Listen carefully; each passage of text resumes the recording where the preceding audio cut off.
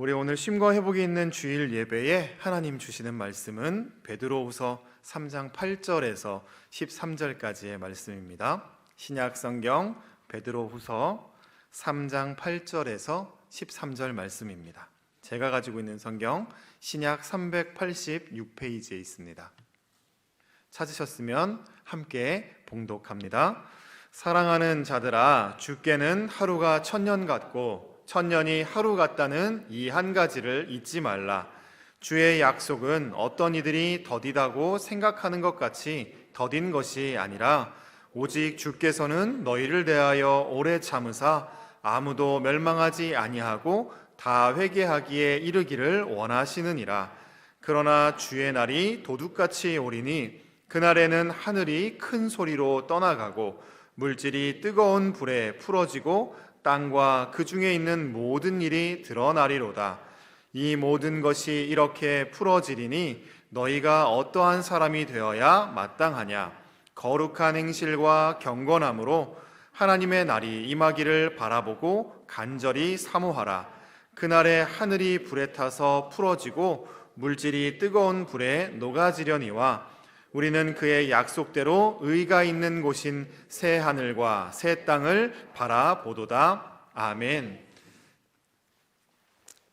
한 13년 전으로 내가 돌아가는 것이 아닌가 하는 그런 느낌을 신성교회에 와서 받았습니다. 제가 은퇴한 지가 벌써 13년. 이제 그 전에 제가 충북교회에서 목회하던 시절을 다시 생각나게 하는 그런 시간이었습니다. 아주 찬양으로 참 이렇게 준비하는 모습을 보면서 그런 생각을 했습니다. 사실 이 찬양이라고 하는 거 아주 중요한 겁니다. 이 교회와 찬양 참 중요한 거예요. 그 박수 치는 것도요, 그거 별거 아닌 것 같지만 처음에 박수를 치라고 하면 그저 그냥 이렇게 시작을 하더라고요. 박수 치는 거를 이렇게 박수를 치는 분들은 가사에 집중이 안 되는 사람들입니다. 가사에 집중이 안 되는 사람들은 그냥 이렇게 하고 그냥 하다가 이제 찬송을 부르면서 이 가사에 집중이 되고 가사의 은혜를 체험하게 되면 그때는 빨라집니다. 이게 빨라지는 거예요. 그러다가 가사에 침투하게 되면 손이 올라갑니다. 가사에 침투하게 되면 손이 올라가는 거예요. 그리고 이제 그것이 나만이 아니라 너까지 그렇게 될 때는 이제 일어나서 찬송을 하게 되는 거예요. 근데 신성교회 가서 보니까 뭐 이거 다 갖췄더라고요.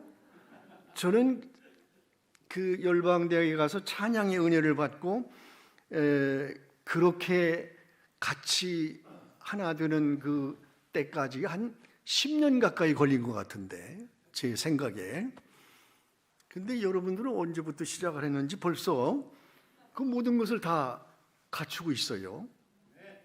대단하죠.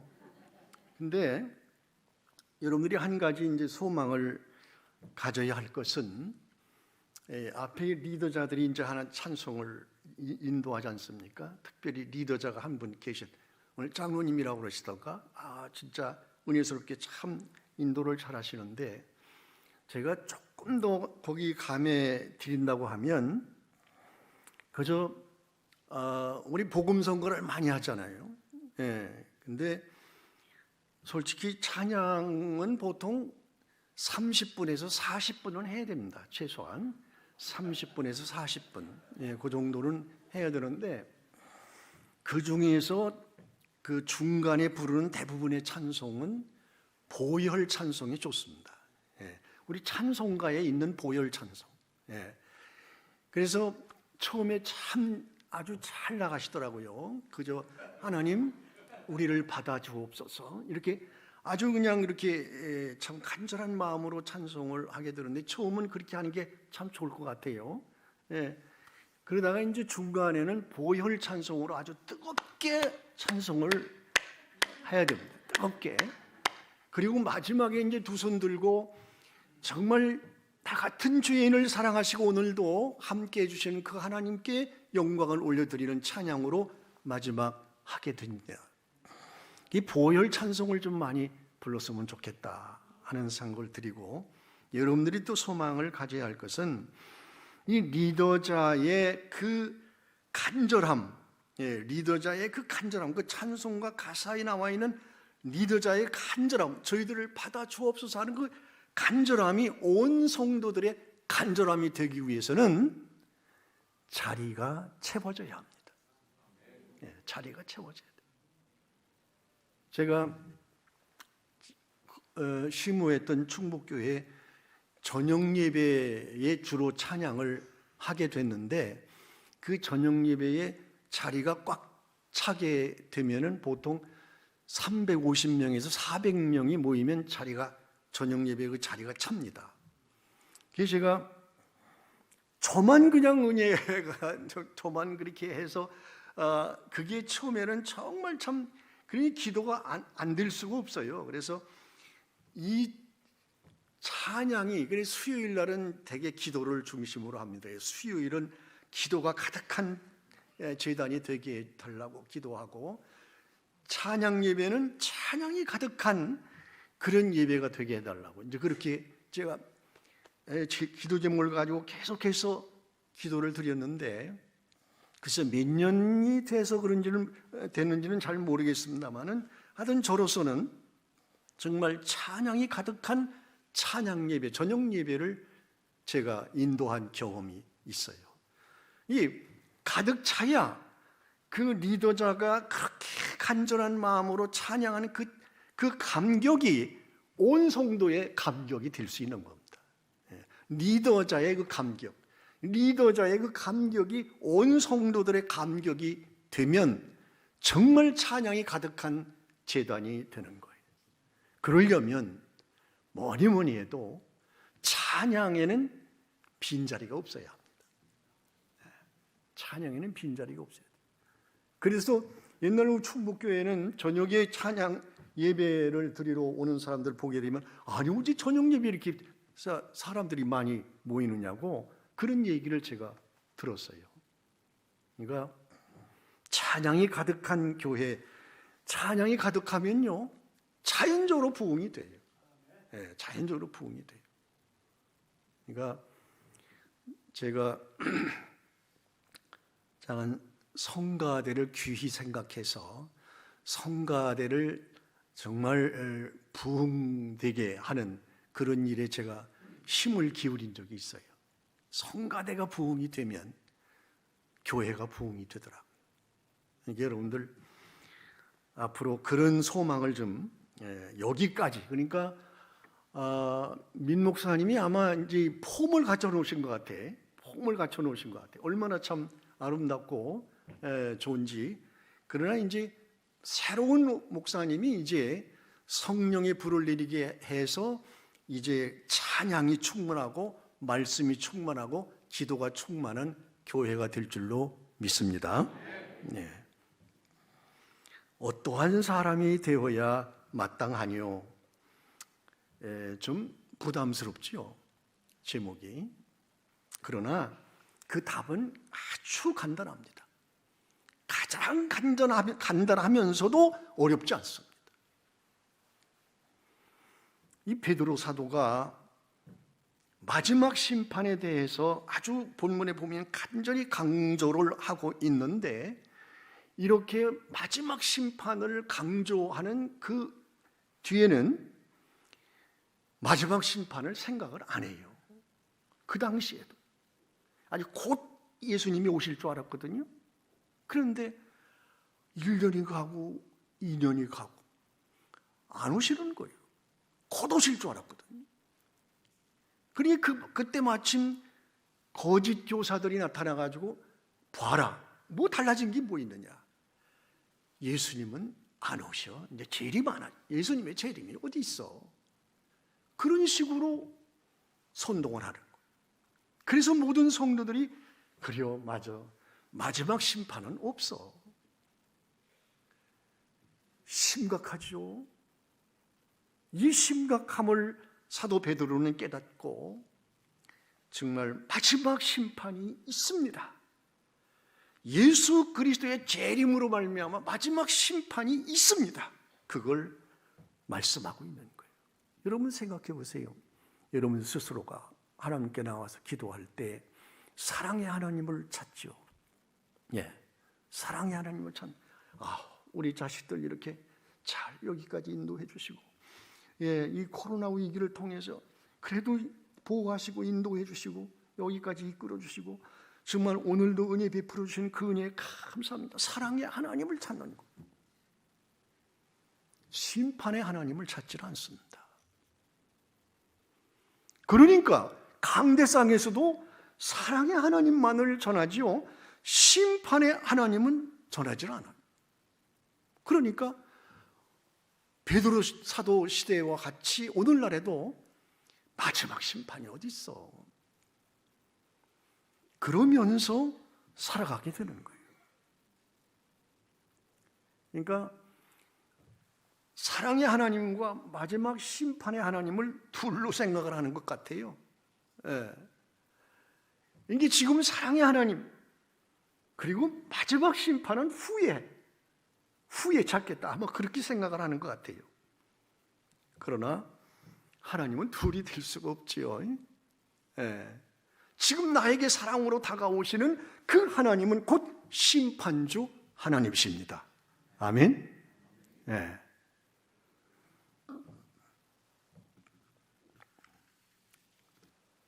사실 사랑으로 다가오시는 그 하나님, 그 사랑을 내가 받아들이지 않고 그 사랑을 떠나게 되면 곧 심판주 하나님을 만나게 되는 거예요. 예. 그러기에 사랑으로 다가오시는 그 하나님은 나에게 곧 심판주 하나님이라는 사실을 우리는 잊어서는 안 됩니다. 그 사도 베드로는 그 마지막 심판을 강조하기 위해서 노아 방주 얘기를 하십니다. 본문 그 전절 2장에 보면 노아 홍수 얘기를 하는 거예요. 노아 때 봐라 말이에요. 그렇게 죄악이 관영해서 정말 하나님께서 후회하실 만한 그런 죄악이 관영한 세상, 뭘로 심판했느냐? 물로 심판하지 않았느냐? 네. 이것은 바로 후대 사람들에게 교훈하기 위해서 이렇게 물로 심판하신 것이다. 그뿐이 불로 심판하셨죠. 소돔과 고모라 가보시면은 그 사해에 이렇게 쑥 들어간 곳이 있어요. 그 사해가 쑥 들어갔잖아요. 그 갈릴리 쑥 내려오면서. 그런데 거기가 이제 소돔과 고모라 자리라고 하잖아요. 불로 심판하는 거예요. 이렇게 불로 심판하신 것은 곧 후대 사람들에게 말이에요. 후세에 경건하지 아니할 자들에게 본을 삼으신 그 사건으로 사도 베드로는 말씀하고 있어요. 보아라, 물로 심판하지 않았느냐? 그리고 불로 심판하시지 않았느냐? 그분께서 이제 마지막 불로 심판하신다는 사실을 강조하고 있어요.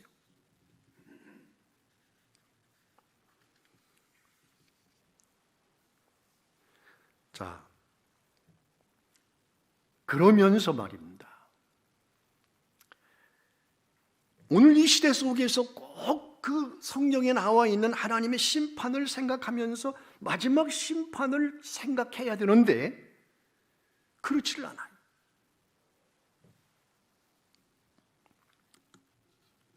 그래서 예수님께서 감난산에 올라가셔서 예루살렘을 바라보시면서 그 예루살렘의 멸망을 말씀하실 때에 제자들이 말했습니다. 그때 세상 끝이죠. 무슨 징조가 있겠습니까? 물었어요. 세상 끝날에 무슨 징조가 있사오리까? 예수님께서 말씀하십니다. 첫째가 뭐예요? 사람의 미혹이 있을 것이다. 사람의 미혹이 있을 것이다. 요새 참 코로나 시대가 그래도 좀 유익했는지 모르겠습니다만은 이단들이 얼마나 극성입니까? 많은 사람들이 이단에 빠지는 모습을 보게 되는데, 코로나 시대를 지나오면서 또 저는 가만히 생각하기를, 사람의 미혹, 그 이념이라는 거 말이에요. 그거 무섭더라고요. 오늘날 사회주의 이념, 이거 굉장히 무서운 거라고. 나는 그걸 몰랐어요, 그 전에. 그 전에 그걸 몰랐는데, 정말 요새에서 가만히 보면 말입니다. 이 교회 그 성도들을 보면서, 교회 일꾼들을 보면서 그 이념이 얼마나 무서운가를 실질적으로 경험을 하게 되더라니까요. 그럼 물론 옛날 정권에서는 우리는 사회주의자다 이렇게 아주 공포를 하고 우리나라를 이끌어 왔습니다만은, 그래서 그런지는 모르지만 교회에도요, 사회주의 이념으로 말미암아 아주 대화가 안 되는 그런 사람들이 많더라니까요. 참 늙은 목사로서 참 답답해요. 굉장히 답답합니다. 옛날에는요, 자유당이다, 민주당이다, 무슨 당이다,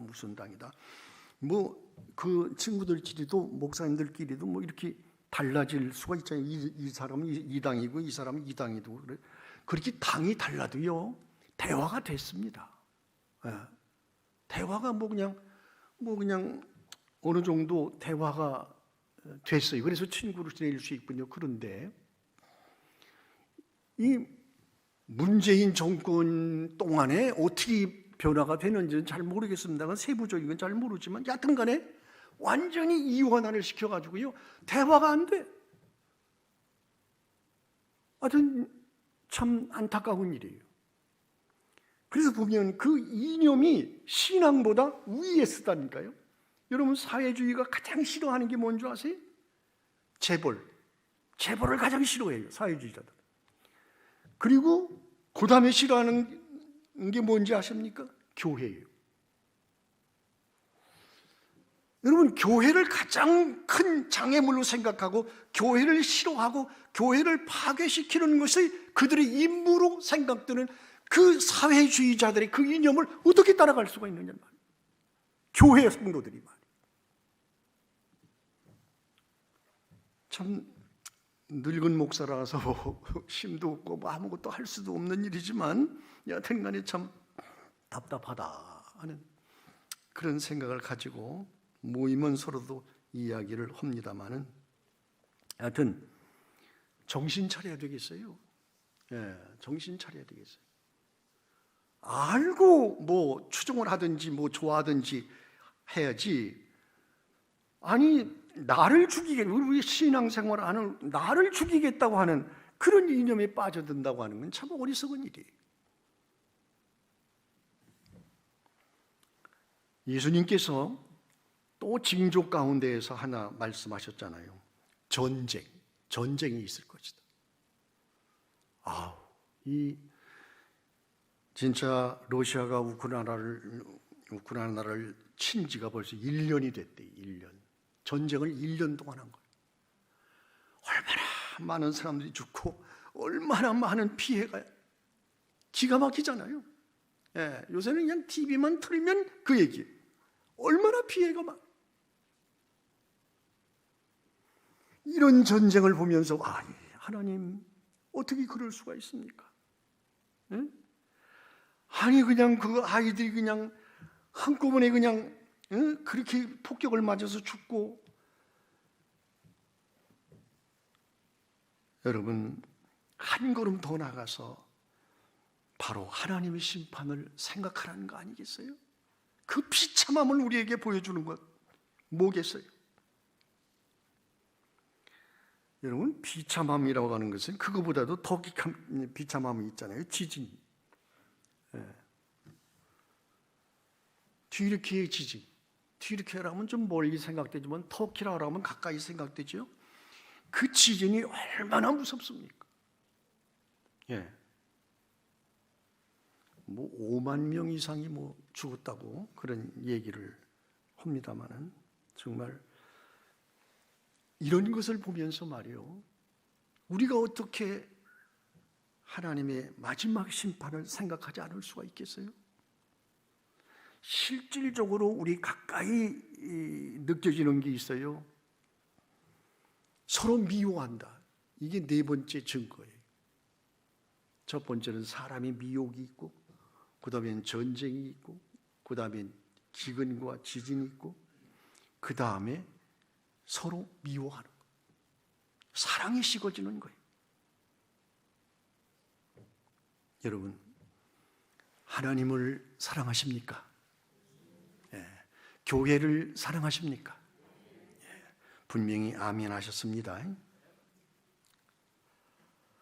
그런데 말입니다. 실질적으로 가만히 보면요, 나 자신 앞에서 하나님이 얼마나 작아지고 있는가, 그런 생각이 안 드십니까?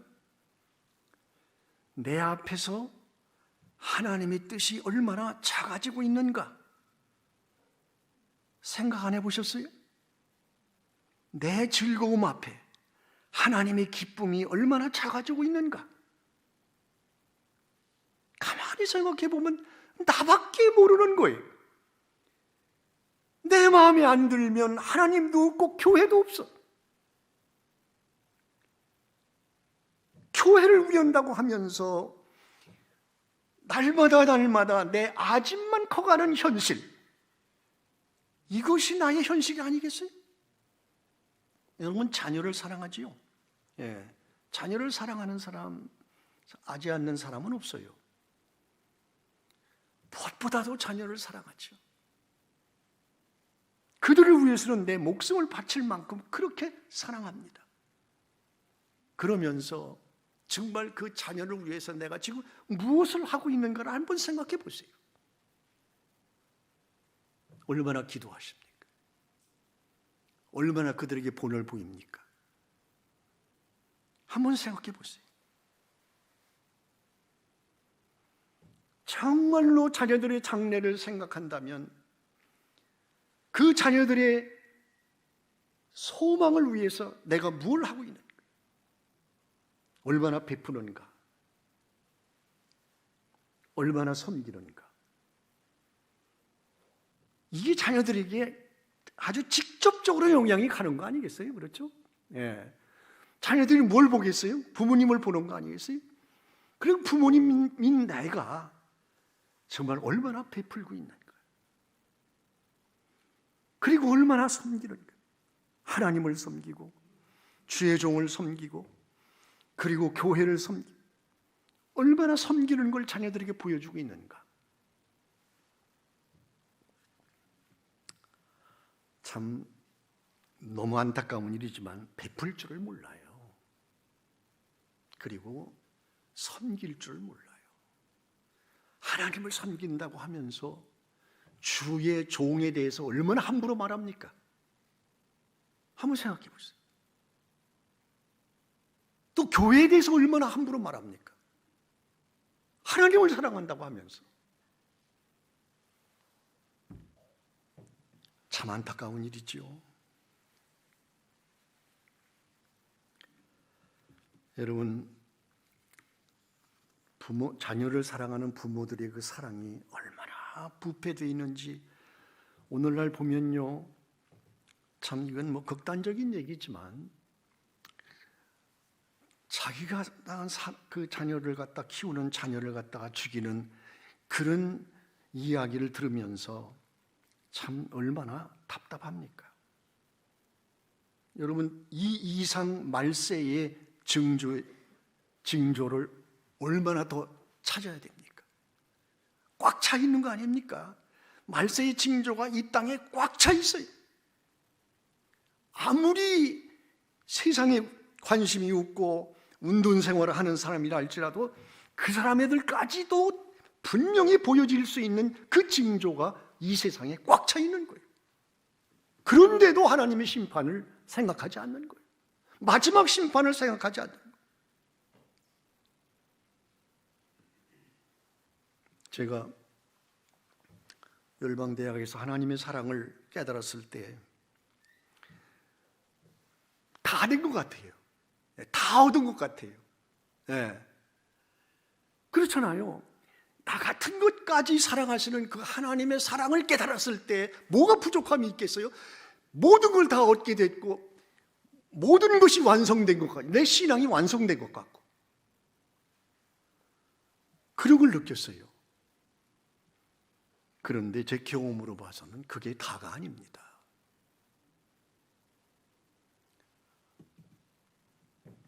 완성된 것 같지만은 그러나 그게 다가 아니에요.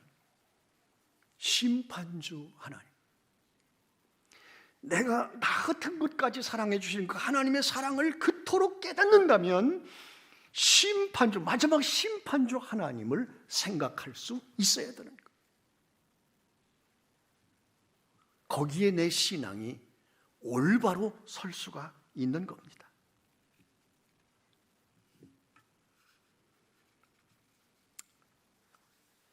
우리가 마지막 심판을 생각하지 않으니까 이제 베드로 사도 시대처럼 이제 마지막은 아예 생각을 할 줄 모르는 이제 그런 삶 속에 빠져들게 되는 거예요.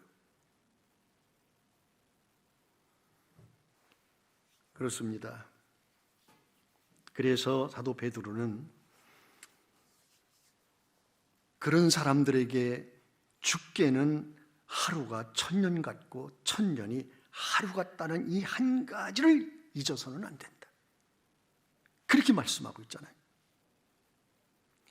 그러니까 우리의 천년이 하나님께는 하루와 같다 그 얘기. 여러분 모세는 시편 90편 4절에서 주의 목전에는 천년이 지나간 어제 같으며 밤의 한순간 같을 뿐이니이다. 생각해 보세요. 영원하신 하나님의 시간관과 유한한 우리의 시간관이 어떻게 같을 수가 있어요? 하나님의 한순간이 우리에게는 천년이 될 수가 있는 거예요. 그래서 사도 베드로는 그 어떤 사람들이 주의 재림이 덜이다 그렇게 말하는데 그게 아니라는 사실을 강조하고 있는 거예요. 어떤 이들이 주의 약속은 더디다고 하는데 결코 그렇지 않다. 아직도 주의 날이 임하지 않는 것은 너희를 대하여 오래 참으사 아무도 멸망하지 아니하고 다 회개하기에 이르기를 원하는 것이다. 그렇습니다. 예수님께서도요, 하나라도 잃어버리는 것이 하나님의 뜻이 아니라고 분명히 말씀하셨어요. 정말 모두가 회개하고 돌아오기를 어제도 오늘도 내일도 계속해서 기다리시기 위해서, 그래서 아직 심판이 안 오는 거지 그 심판이 없는 것이 아니라,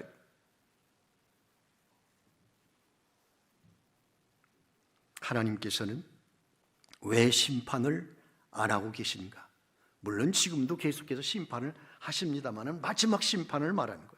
그 마지막 심판을 왜 안 하고 계신가? 나를 기다리시기 위해서. 내 형제, 내 자식보다도 나를 기다리시기 위해서. 지금이라도 심판하실 수 있지만 나를 기다리시기 위해서. 참고 또 참고 기다리시는 거예요. 예수님을 믿는다고 하면서도 교만에 빠져있는 나를 참고 기다리시는 거예요. 예수를 믿는다고 하면서도 세상에 빠져있는 나를 오늘도 참고 계신 거예요. 예수를 믿는다고 하면서 아직도 미움과 시기에 빠져 있는 나를 지금도 기다리고 계신 거예요. 예수를 믿는다고 하면서도 아직도 예수님의 뜻보다는 내 뜻을 앞세우는 나를 참고 기다리고 계신 거예요. 예수님으로 말미암아 구원을 얻는다고 하면서도, 예수님이 나의 구주라고 고백하면서도 나밖에 모르는 나를 오늘도 참고 계신 거예요. 나를 기다리시는 하나님을 얼마나 의식하면서 살고 계십니까? 대문을 닫지 못하고 이때나 저때나 내가 돌아오기를 기다리시는 하나님을 얼마나 의식하면서 사십니까? 제가 아주 어릴 때, 7살 때 일인데 너무 확실하게 머리에 박혔기 때문에 아직도 기억나는 게 있어요. 6.25 때에 제 큰형님이 의용군으로 끌려갔어요. 의용군, 우리 또래 되시는 분들 다 아시잖아요. 의용군으로. 여기는 제 또래가 없는 것 같아. 전부 젊은 사람들이지 뭐. 의용군으로 끌려갔는데, 야, 제 어머님이 그저 먼 산을 바라보시면서 밥 한 술, 물 한 모금을 안 마시는 거예요. 어릴 때의 얘기인데도, 어릴 때 일인데도 그게 기억이 사라지질 않아요. 근데 아주 다행스럽게 말입니다. 그 똑똑한 친구를 만나가지고 제 큰형님이 어리숙하거든요. 저 같지 않아요. 저는 어리숙하지 않습니다. 근데 아주 그냥 그 똑똑한 친구를 만나가지고 폭격을 맞는데 그냥 도망을 와가지고 꼭 일주일 만에 집위를 오신 거예요. 그때서 제 어머님이 이제 식사를 하시더라고요. 여러분, 그렇게 우리를 기다리시는 하나님 얼마나 생각하고 계십니까? 바로 그렇게 기다리시는 하나님을 의식하며 사는 게 믿음의 삶이에요. 이게 믿음의 삶이에요.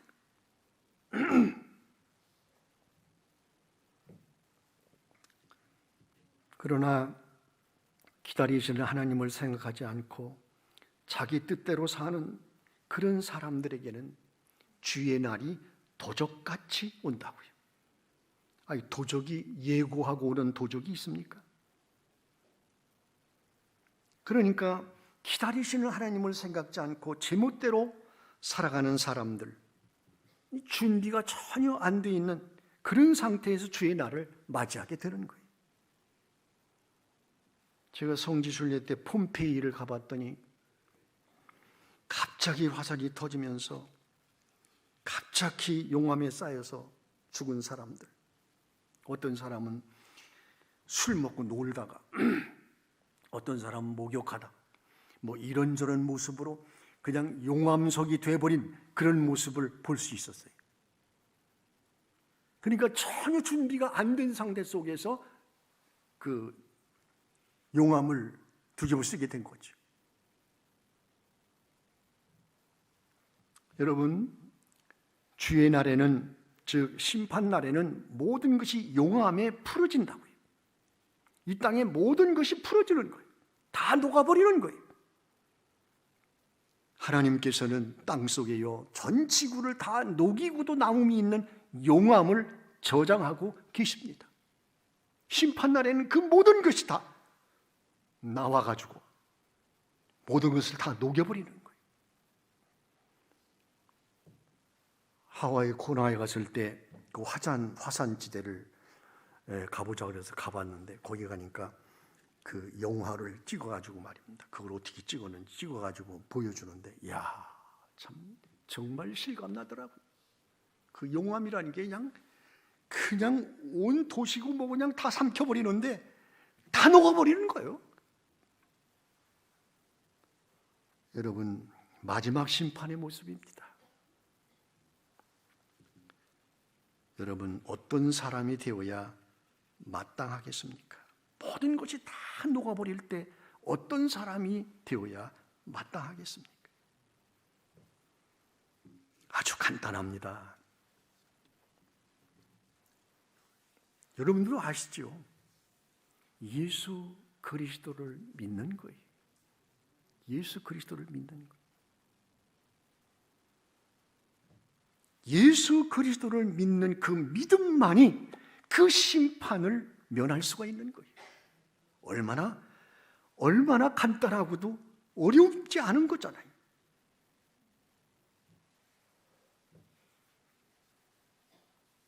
그래서 사도 베드로는 예수를 잘 믿는다고 하는 것이 어떠한 사람이냐, 그거를 말해주고 있죠. 첫째, 거룩한 행실. 거룩한 행실은 구별된다는 말이죠. 다른 사람들과 구별이 된다는 게. 여러분 자신에게 한번 물어보세요. 내가 믿지 않는 친구들과 친척들, 그들과 다른 것이 무엇이 있나 한번 생각해 보세요. 주일날이면 교회 나오는 것, 교회 나오면 예배 드리는 것, 예배 드릴 때 헌금하는 것, 담배 피우지 않는 것, 술 먹지 않는 것, 우리 집 출입문에 교파기가 달려있는 것, 요거 말고 다른 거 있습니까? 정말 세상 사람들과 다른 것, 여러분 예수 믿으면 분명 다릅니다. 어떻게 달라요? 구원 얻는 자녀가 되는 거 아십니까? 마음과 생각이 예수님 중심이 되는 거예요. 평강의 하나님과 예수님을 모시고 다른 사람들과 합평하면서 지내는, 달라도 하늘과 땅 차이지요. 세상 사람들은 땅을 바라보면서 살아요. 땅의 것만을 추구하고 삽니다. 그러나 예수님을 믿게 되면 하늘의 것을 찾습니다. 그의 나라와 그의 의를 구합니다. 하늘나라 중심의 삶을 삽니다. 자연적으로 거룩한 행실이 나오는 거예요. 다르다. 두 번째는 경건입니다. 하나님을 두려워하면서 섬기는 거예요. 두려워한다는 것은 무서워하는 것과는 차원이 다릅니다. 그 누구도 무서워하지 않는 깡패가요, 국민학교 동창이었던 깨끗하고 청순한 아름다운 모습을 가진 여자친구를 두려워하는 것과 비슷한 거예요. 여러분, 하나님을 두려워하십니까? 하나님을 두려워하는 것이 신앙입니다.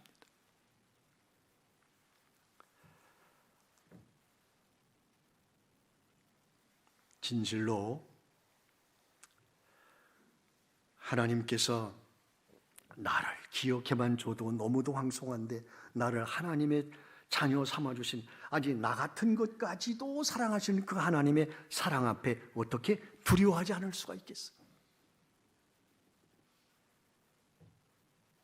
진실로 하나님께서 나 같은 것까지 사랑하시는 그 사랑 앞에는 두려움이 있어요.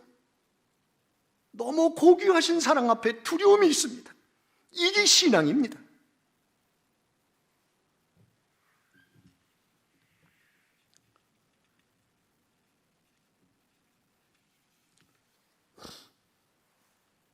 주의 긍휼하심과 그 인자하심과 자비하심, 이것을 악용하는 사람들이 있어요. 그 사람들이 교만한 사람들입니다. 아, 오늘도 참아주실 거야. 오늘도 은혜 베풀어 주실 거야. 그 하나님의 자비하심과 긍휼하심과 인내하심을 악용하면서 오늘을 살아가는 교만한 사람들이 얼마나 많은지 몰라요. 여러분, 두려움으로 하나님을 섬기면서 그 앞에 나아가기를 바랍니다.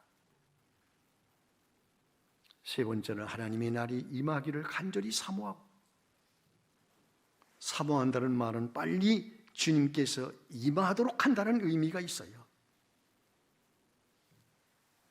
어떻게 해야 그날이 빨리 임할 수 있습니까? 다른 거 없어요.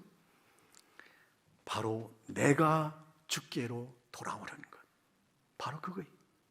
간단합니다. 내가 주께로 돌아오는 것. 네. 내가 먼저 회개하고 주님께로 돌아오는 거예요. 이제 양날에 걸치지 말고 오직 하나님께로 돌아오는 거예요. 그 하나님만 바라보는 거예요.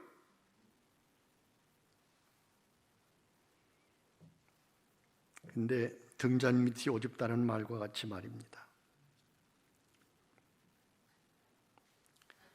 내가 나 자신을 보지 못하는, 그래서 다른 사람들이 돌아오기를 기다리는, 내가 먼저 주님께로 돌아가야 되는데 나는 지쳐놓고 다른 사람이 주님께로 돌아오기를 기다리고 애를 쓰는 그런 어처구니 없는 모습도 있어요.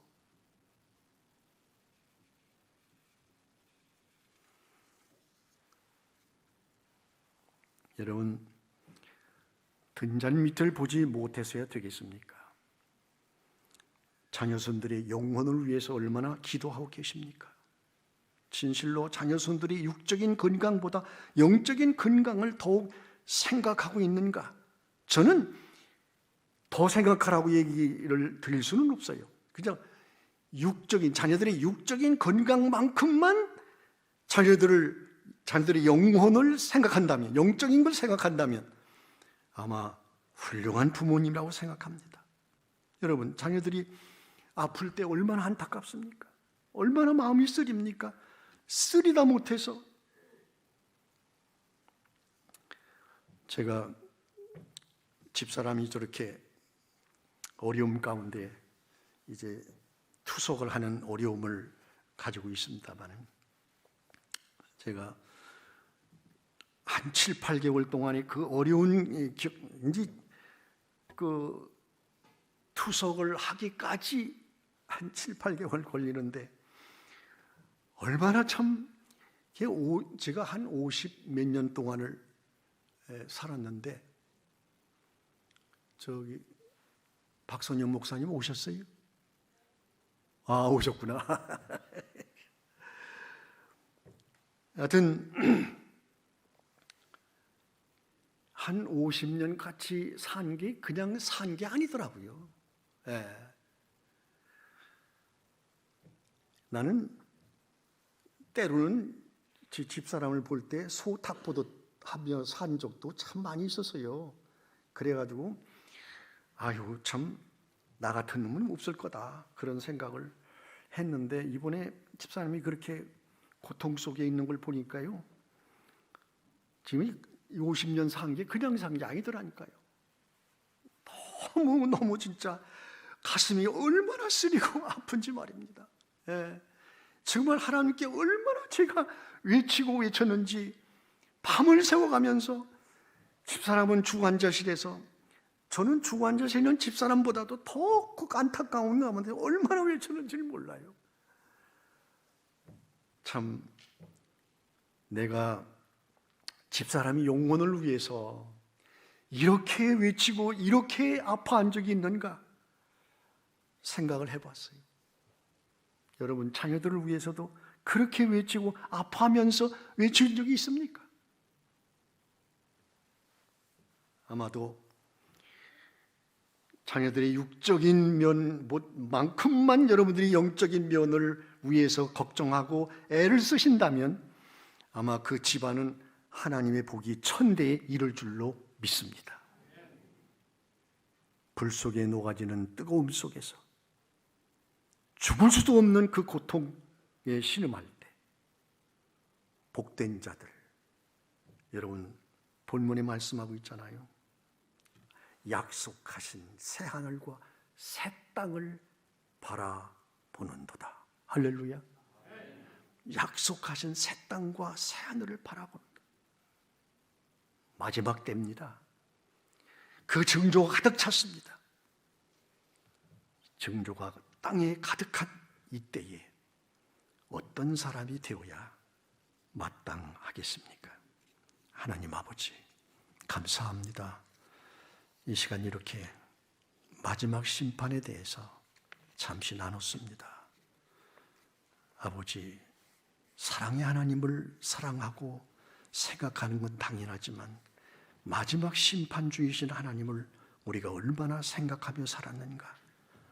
아버지께서 친히 저희들과 함께 하셔서 마지막 심판을 생각하며 살아가는 신성교회 성도들 되게 하여 주옵소서.